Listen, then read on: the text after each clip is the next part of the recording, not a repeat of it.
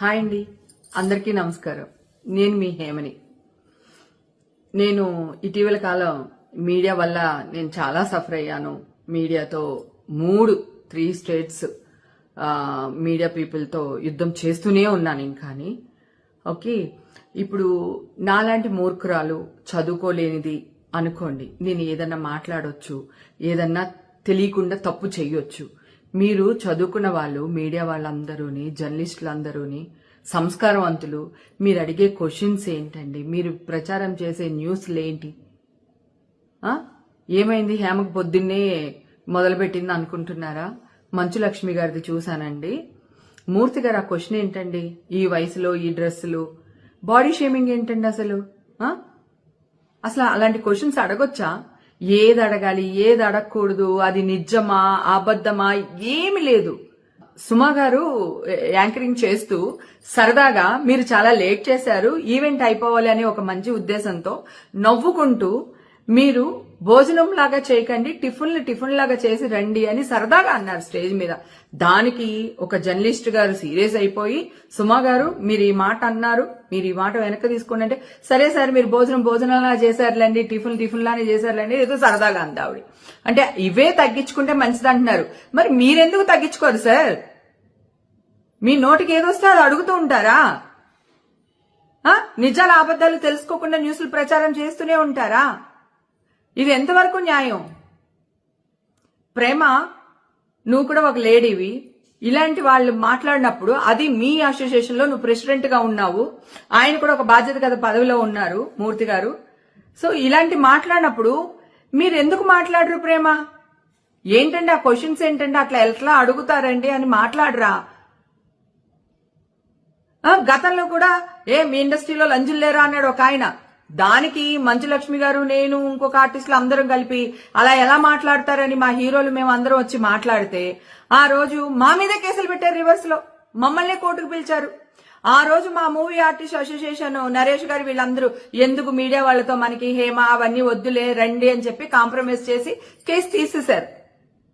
నేను ఇదే మా అసోసియేషన్ అడుగుతున్నానండి. ఈ రోజు మంచు లక్ష్మి గారికి బాడీ షేమింగ్ గా ఒక యాంకర్ ఒక క్వశ్చన్ అడిగారు, అది సోషల్ మీడియాలో టెలికాస్ట్ అయ్యింది.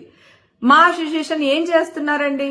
ఒక ప్రెసిడెంట్ గారి సిస్టర్ కే ఈ గతి అంటే మిగతా మెంబర్స్ పరిస్థితి ఏంటి? ఇన్ని రోజులు మీరు ఎందుకు ఊరుకుంటున్నారు? ఆవిడ ఆల్రెడీ ఛాంబర్ కి లెటర్ ఇచ్చారు. ఛాంబర్ వాళ్ళేమో మీకు పంపించాము, వాళ్ళ అసోసియేషన్ కి పంపించాము, జర్నలిస్ట్ అసోసియేషన్ కి పంపించాము, వీళ్ళకి పంపించామని మాట్లాడుతున్నారు. మీరు ఎందుకు ఇంతవరకు రియాక్ట్ అవ్వలేదు? మరి ఆ రోజు సోషల్ మీడియాలో నా గురించి న్యూస్ వచ్చినప్పుడు ఇమ్మీడియట్ గా స్పందించేసరే, అది నిజమా అబద్ధమా కూడా తెలుసుకోకుండా. విష్ణుబాబు ఏం చేస్తున్నావు మీరు?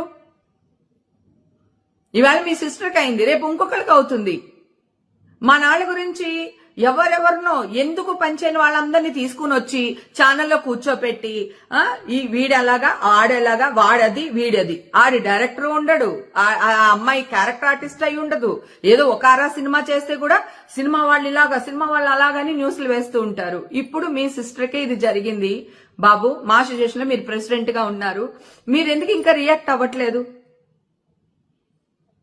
మా అసోసియేషన్ ఉన్నది మాలాంటి ఆర్టిస్టులను కాపాడుకోవడానికే కదా.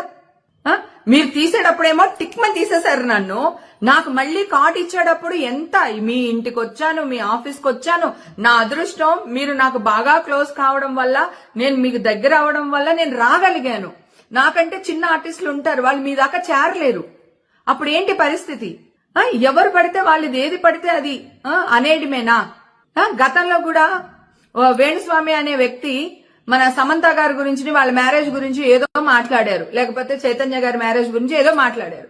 మాట్లాడితే ఇమ్మీడియట్ గా జర్నలిస్టులు అందరూ వెళ్లి కంప్లైంట్ ఇచ్చారు వేణుస్వామి గారి మీద. ఇప్పుడు మీ వాడు తప్పు చేసినప్పుడు మీరు కంప్లైంట్లు ఇవ్వరా? సుమా చేత సారీ వీడియో వేయించుకునే వరకు కూడా మీరు ఊరుకోలేదు, ప్రెషర్ పెట్టారు ఆ అమ్మాయి మీద. అప్పుడు ఆ అమ్మాయి కొడుకు సినిమా కూడా ఉంది, ఆ ప్రభావం సినిమా మీద పడుతుందేమో అని చెప్పి భావించి అమ్మాయి సారీ చెప్పింది. మీరు తప్పు చేస్తే సారీలు చెప్పరా? మళ్ళీ ఎదురు తిరిగి మా మీద కేసులు పెడతారా? ఇది ఎక్కడ న్యాయం అండి?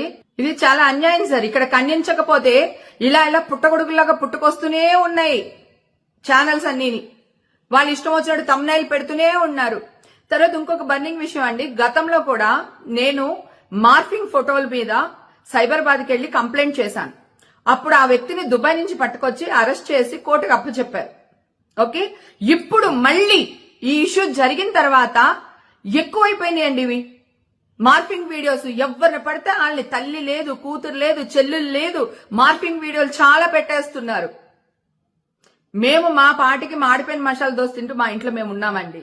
మమ్మల్ని కెలికి రోడ్డు మీద తెచ్చి మీరు బదనాం అవ్వద్దని చెప్తున్నాను. బదనాం అవ్వకండి. మీడియా అంటే ఒక రెస్పెక్ట్ సార్.